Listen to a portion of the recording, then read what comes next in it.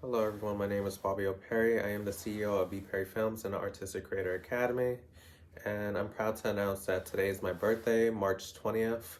I know that this video will be going after my actual birthday, but just to let you know, I was born at around 9 o'clock at night, so I wanted to show that I have actually achieved my birthday at the exact time.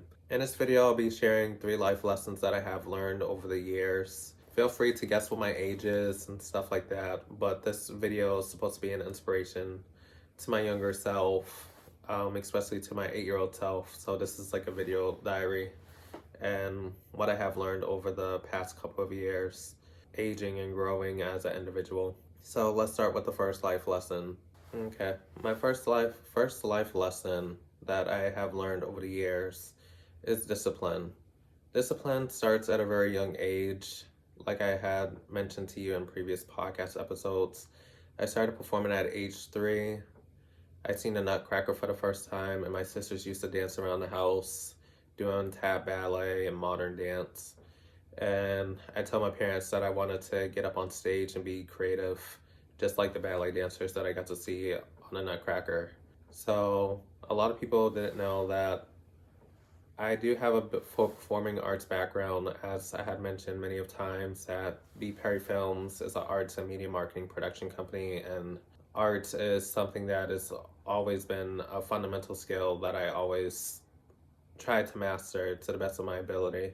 I started at Elliott Church School, where we learned musical theater, the importance of vocals, acting, and dance. And it was the very first stepping stone of me getting on stage and outside of my comfort zone.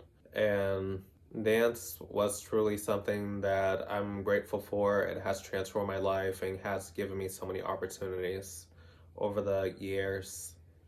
And being on stage versus me in reality is so different. Like before the podcasts and before I found my voice, I was very shy. I didn't really say much. And I just knew that I wanted to be better. I wanted to be great. I just wanted to be the best dancer, choreographer that I could ever be.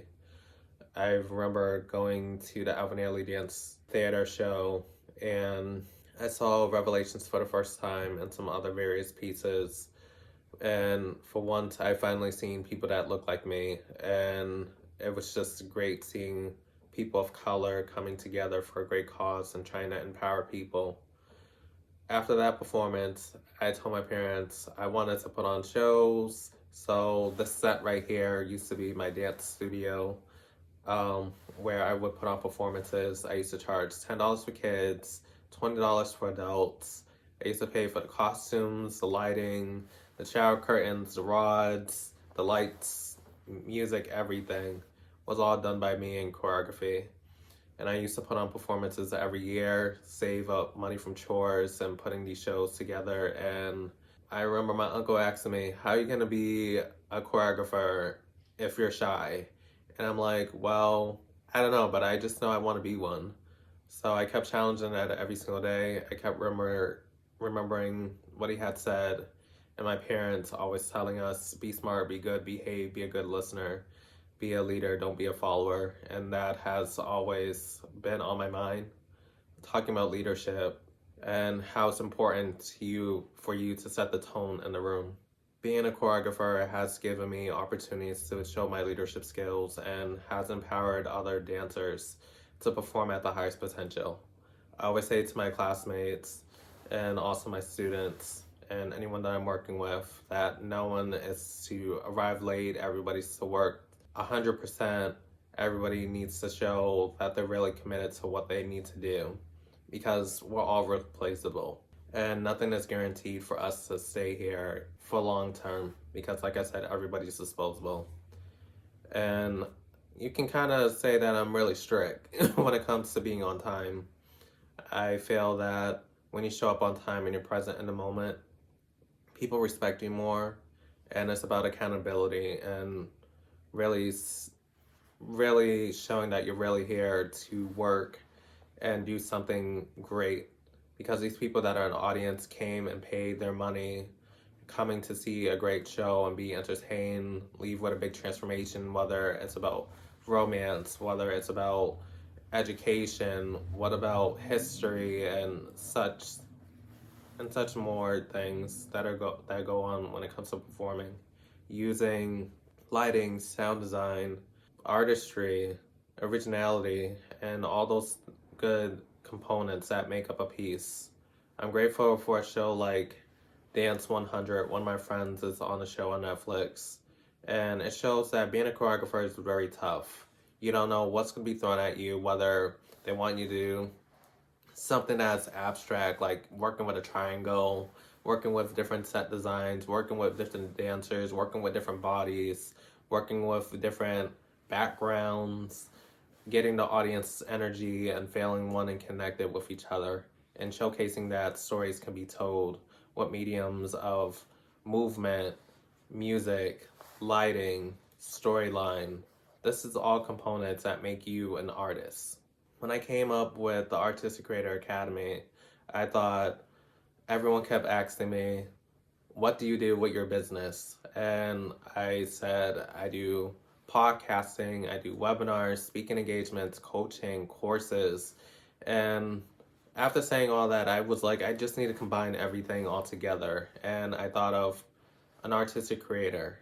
I don't think I became an artist until I turned 16 years old. That's when people started mentioning of like, yeah, he can really put on the show and he's really here to work. And it meant a lot to me. And I felt like at age 16, and I'll put up some clips and do some voiceover because, copyright laws and all that good stuff.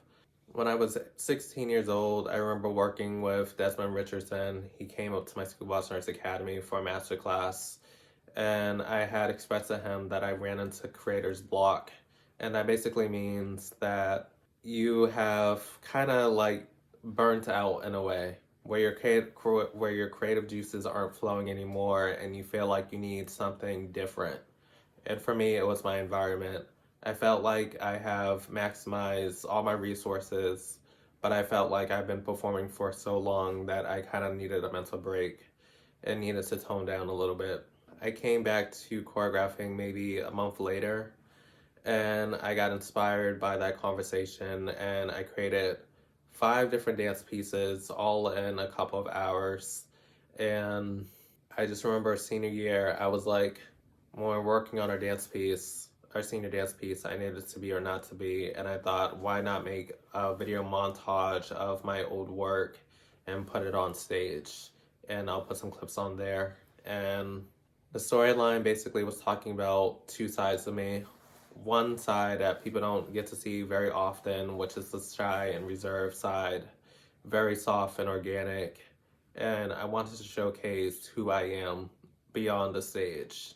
And then we have the Bobby L. Perry that people are familiar with on stage, which is very out there, very strong willpower, and very confident on stage. And I wanted to show that we can mesh them both together. And it was a part of me showing who I am and who I'm about to become approaching manhood. And so many different elements of working with so many different choreographers like Gloria Van Scott from The Wiz, working with Jeanette Niels and Mickey Taylor. I can honestly say, after doing the REACH program at Boston University, it has opened up my eyes a little bit more differently. We got to tour to different locations around the Massachusetts area for nonprofit organizations, different camps, different opportunities, working with these young kids and remembering how it was like for me when I was watching kids that were my age perform on stage in front of us, and giving them that type of hope that they can perform one day once they're able to afford it or take on the opportunities to actually perform in their craft. After doing the performance, we got to play some games with them and answer some questions that they may have, teach them a dance routine real quick, and let them feel empowered. And a lot of people forget where they came from, and it's important to stay true to yourself. I know when I did karate at East Coast School of Combined Martial Arts, They teach you about heart and determination, how to win, and how to be more efficient with the things that you're trying to achieve. And it's important for you to really stay true to yourself, because if you don't, someone's going to walk over and take over for you. It's important for us to really be in that moment. And I think a lot of times I felt like I was physically there, but not in the moment. And getting my black belt within 3 years shows that I was really dedicated to achieving that high potential goal. And even my students were accelerating very fast, because I wasn't just throwing material at them. I showed them what storytelling, honest critiques, let them watch each other and learn from each other's experiences, because what someone else could be doing wrong is something that we could be doing as well. If we don't pay attention, we're going to keep making the same mistakes, and it just becomes a rolling wheel cycle, kind of like a hamster in a wheel. But we need to really sit down and take the moment and really achieving my black belt really proved to me that I could accomplish anything, because that's the hardest that I ever worked. The test was 22 hours. We were sweating to death. I didn't eat anything because I was so focused, and a lot of cardio, a lot of vocabulary, just a lot of things being thrown at you. And it made life a lot easier, because I don't think I ever worked as hard as I did for that test. Going into college, like I had mentioned in previous podcasts, I was debating whether to pursue my career in dance in New York or really pursue education. I remember some people who graduated from Boston Arts Academy had mentioned that when they went to a conservatory, that they felt like they didn't master any business skills that would help them for the real world. So I thought, let me go to a traditional school that offered maybe performing arts and education. So after getting into my top 3 schools, I picked Dean College because it offered both dance and business. When I went there I was originally a dance major. I felt like we were being cheated out of credits. So I felt that it was right for me to change my major to business, where I can focus on the foundations of how to structure a business from ground up, because I knew that I wanted to have my own dance company or even a dance studio in the future. So I thought it was important for me to really make business my focal point. I'm still dancing on the side and teaching classes, of course, but like I said, without the business skills, you're not going to make it that far. And I think a lot of schools need to take advantage and really educate their students on ways of how to navigate, such as reading contracts, how to hire people, how to deal with people leaving the organization, like HR skills, PR, entrepreneurial skills that we definitely need to sustain our business, because it's more than just having a talent and doing splits and leaps and acting. There's a lot of components that go into it behind the scenes that people don't really take note of. Another thing that I would like to mention is, for life skill number 2, is originality. I spoke to DMC from Run DMC, rapper, and I asked him, what is the note that you would like me to share with my subscribers? And he said, be original, showcasing your craft and what makes you unique. I think people spend too much time watching other people's videos, and they're like, okay, this person is getting a ton of followers, so let me copy everything that they're doing. And that's not being original, and that's not being authentic. Being authentic is being true to yourself. If you're sad about something, be sad. If you're mad about something, be mad. Don't worry about what other people feel about what your circumstances right now, but this is your opportunity to grow. I'm not the same person who started the podcast on episode 1, where I was nervous and didn't know what to do, but I knew that music is something that we can all identify with, and it's a universal language. So I thought, why not ask AP Black, a good friend of mine, who I had mentioned to that we should do a video on the artistry of music, because we both have a music background. And it was a great video, had over 200, maybe 300 views. I don't know what it's at right now, but it was one of my first videos, and a lot of people resonated with it, because people felt that connection. Like I said, music is a universal language. We all understand it by beats, melody, tone, instrumentals, and it brings cultural awareness. Being original for me was being in the dance studio, always working. It didn't matter if it was rain, sleet, snow, I was always in the dance studio. And that was my safe place. It was truly a place where I grew up, and it motivates me every day.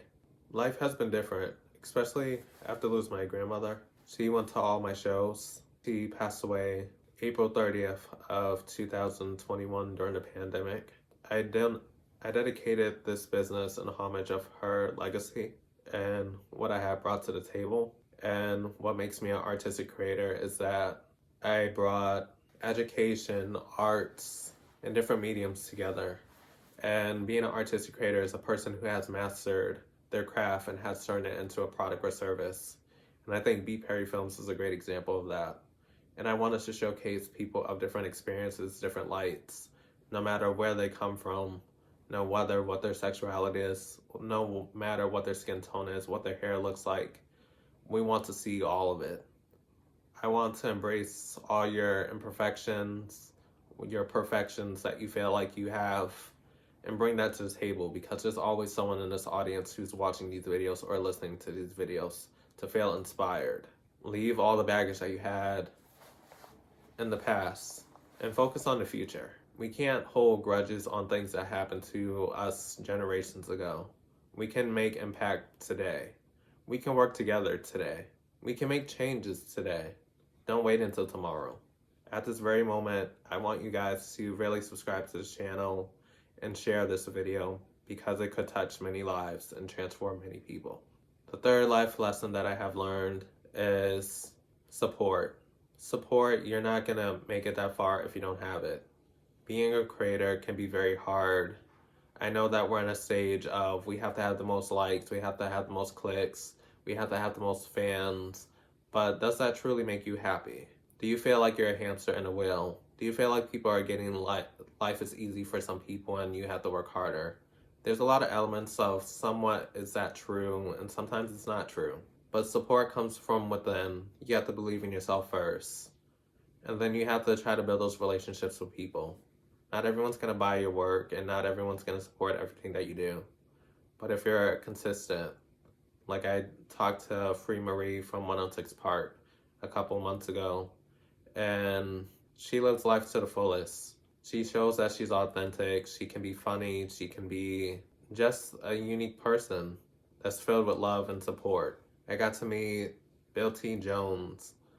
He's a choreographer in New York, and he's an activist, and being able to talk to him for about 15 minutes was very uplifting, because one day I want to be just like him, loving dance for what it is and supporting those around you, no matter what everyone thinks about you. Support comes in different phases. There's people who will buy into all your products and services. There are people that will support you from a distance and maybe just like it, or maybe not interact with it at all. And there's going to be people who just don't like you just because.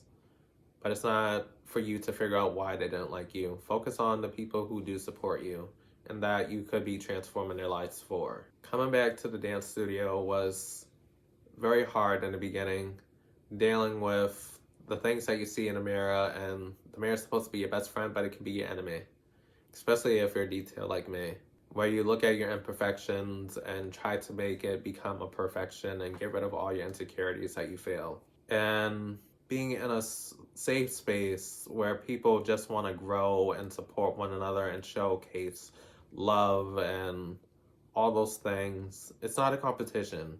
Trust me, it's not a competition. It's more about you having that integrity to be yourself, be not yourself, be a certain character, and put on those different hats, try on different clothes, do your hair a certain way to make you feel like you're important, make yourself feel like you're empowered. And that's life. I remember teaching a master class at BU, and it was a lot of fun. I got to work with 40 dancers, and I'll show some footage for that as well, if not in this video, in a future video. But it was great seeing these people really showcase their craft and their hunger, because I was just like them. I was hungry, and believe me, I was eating everything on that plate. Just a figure of speech. But soak in wealth and education. Education is the most important thing. I don't think you need all the degrees in the world to be successful. I don't think you need to work for a Fortune 500 company to be successful. You don't need those high expectations. Every time when you leave your house, every time when you wake up in the morning, think about what makes you unique, what makes you special. After watching Lizzo's show, let me tell you, I might not be plus size or anything, but I feel that there are opportunities for everybody to showcase what their possibilities that can happen for them if they just try. A lot of people don't have support. A lot of people are determined to be the best, but it's not about being the best. I know this is like a really sensitive video for me, but I'm proud of you, 8-year-old self. We have a long ways to go, but this is a stepping point for the beginning of something great. And I can't wait to bring opportunities to future business owners, creators, artists all over the world. And hopefully you guys will be featured on my podcast or take some of my courses or paid subscriptions and really find value out of all the things that I'm trying to do. Just be yourself. Be disciplined. Be original. And show support to one another.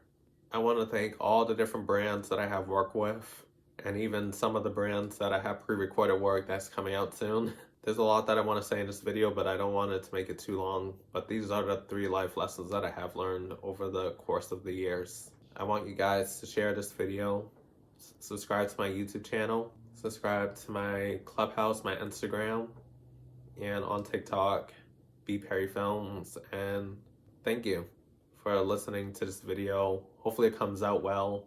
Like I said, I'll put some photos and videos and some montages together, and we'll keep the ball going. Thank you for showing me so much love and support this far, especially with the small following that I have, because the first group of people are your main supporters. Everyone else is extra. But like I said, this is just the beginning of something greater. I've been in business for almost 2 years now with BPerryFilms and Artistic Creator Academy. And this is my opportunity to really showcase my work and showcase other companies to help them grow. So take the moment to watch some of my old videos and take note, take value. Thank you.